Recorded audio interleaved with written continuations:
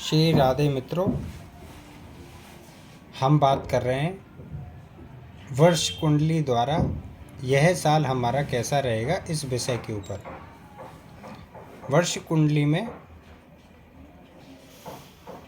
मुंथा एक ऐसी पद्धति है जिससे यह देखा जाता है कि इस वर्ष में हमारी आर्थिक मानसिक स्थितियां लगभग कैसी रहेंगी। यह हर व्यक्ति के लिए देखा जाता है, परंतु बाल अवस्था में जब कोई बच्चा पैदा होता है तो ऐसा भी कहते हैं ज्योतिष में कि बच्चे की 12 वर्ष की अवस्था तक उसके माँ बाप के किए कर्मों का प्रतिफल बच्चे के ऊपर लागू होता है।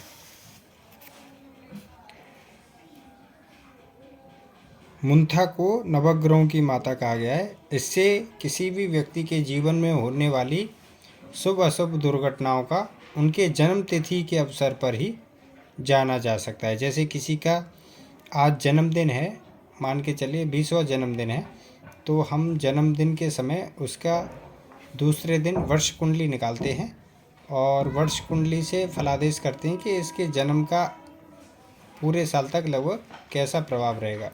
तो यह वर्ष कुंडली द्वारा जाना जा सकता है। इस वर्ष कुंडली की जो मुंथा की गति बताई गई है वो हर वर्ष यह एक घर को पार करती रहती है। मतलब अगर आज मुंथा प्रथम भाव में है तो अगले वर्ष द्वितीय भाव में पहुंच जाएगी। मुंथा की गति महीने में 2.5 अंश के बराबर होती है और प्रतिदिन 5 कला के बराबर होती है।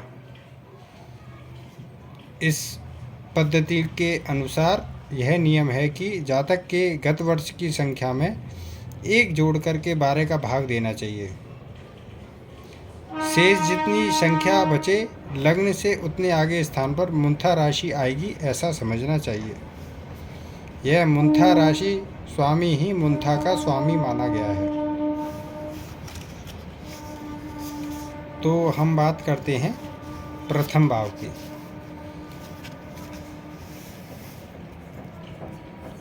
सबसे ऊपर ये प्रथम भाव है, ये द्वितीय भाव है, ये तीसरा भाव है, ये चौथा, ये पांचवा, ये छठा, ये सातवां भाव, 8वां, 9वां, 10वां, 11वां और ये 12वां अंतिम। तो हम प्रथम मुंथा की बात करते हैं। प्रथम मुंथा के अनुसार व्यक्ति के जब प्रथम मुंथा आती है तो जातक सुख शांति और स्वास्थ्य का लाभ प्राप्त करता है। उसे किसी न किसी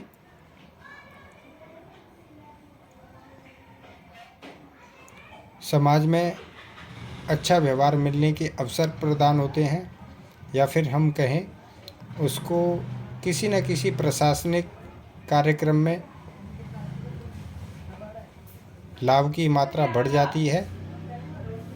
अगर किसी भी व्यक्ति का वर्ष कुंडली का लग्नेश मजबूत हो और मुंथा स्वामी भी मजबूत हो तो उस व्यक्ति को किसी न किसी सरकारी योजना से लाभ प्राप्त होने लगता है।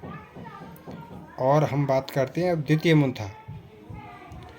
मित्रों, फिर भी मैं कहता हूँ इस वर्ष में जो मुंथा राशि स्वामी बना है उसके भी अंश अच्छे होने चाहिए।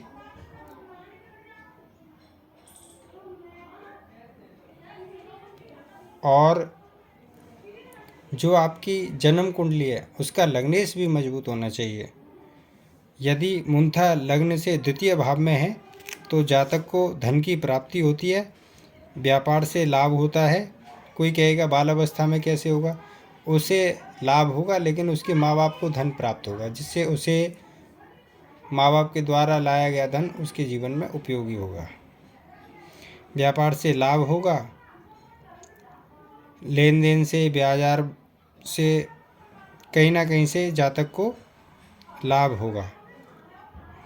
और यह लाभ व्यक्ति की कार्य क्षमता के ऊपर डिपेंड करता है, या वह किस प्रकार के लोगों में रहता है और किस प्रकार के कार्य करता है, तो उसी के अनुसार व्यक्ति का लाभ निश्चित होता है।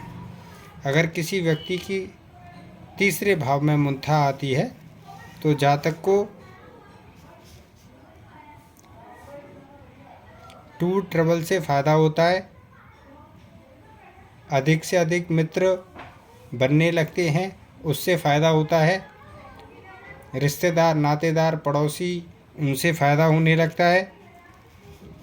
अगर उसके कार्य किसी शत्रुओं की वजह से अटके पड़े हैं या कोर्ट केस जैसे मुकदमे जैसे कार्य हो रहे हैं तो तीसरी मुंथा में वह भी सुलझने लगते हैं। समाज में सम्मान प्राप्त होता है, व्यक्तित्व में निखार आता है, मित्रों की संख्या बढ़ती चली जाती है, अनेक रुके हुए कार्य पूर्ण होने लगते हैं।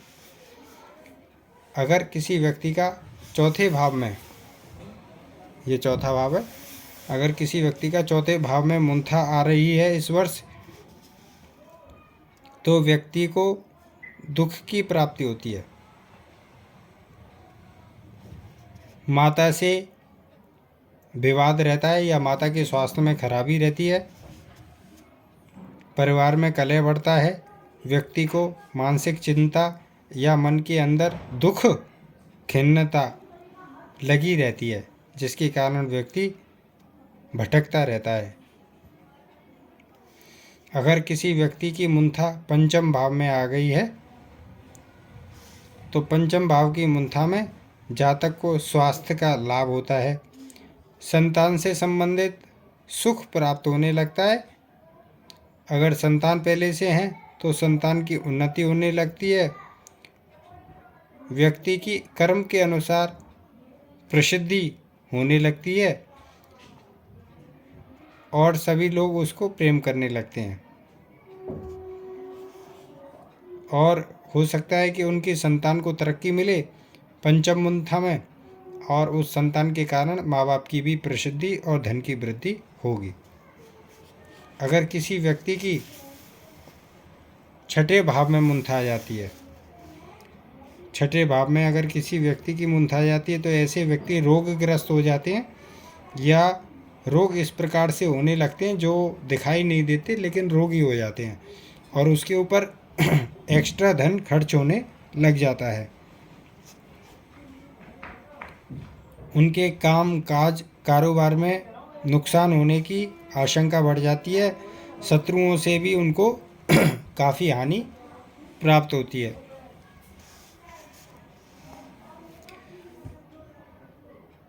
जिस व्यक्ति की छठी मुंथा आई है इस वर्ष, उनके मामा मामी या नाना नानी के घर में भी किसी न किसी व्यक्ति को दुख की प्राप्ति होती है, ऐसा देखा गया है।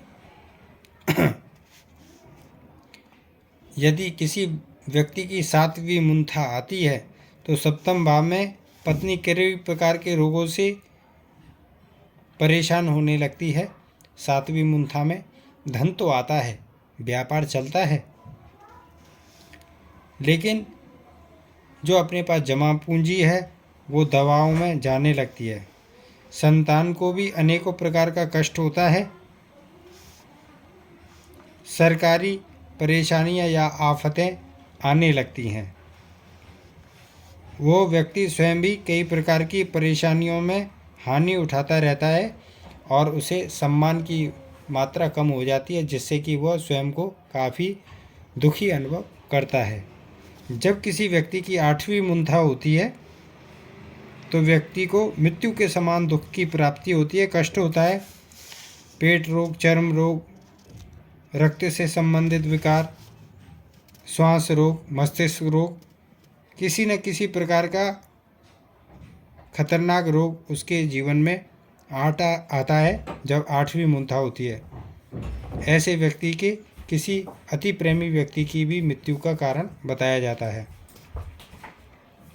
ऐसे व्यक्ति को गाड़ी वाहन, जिनकी आठवीं मुंथा हो, ऐसे व्यक्ति को गाड़ी वाहन या रोड क्रॉस करना सोच समझ के करना चाहिए, अन्यथा एक्सीडेंट की या चोट लगने की भी आशंका बनी रहती है।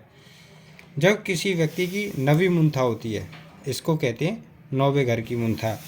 ये नौवे घर की मुंथा जब किसी व्यक्ति की होती है तो ऐसे व्यक्तियों का अधिकांश समय धार्मिक गतिविधियों में होता है और भाग्योदय होता है। उनके कुछ न कुछ विशेष कार्य पूरे होने लगते हैं, उन्नति के चांस मिलने लगते हैं, समाज में सम्मान प्राप्त होने लगता है और पैसे प्राप्ति के नए नए स्रोत आने लगते हैं। गंगा, हरिद्वार तीर्थ स्थान के भी योग बनते हैं और अपने माता पिता को लेकर के तीर्थ करने जाते हैं।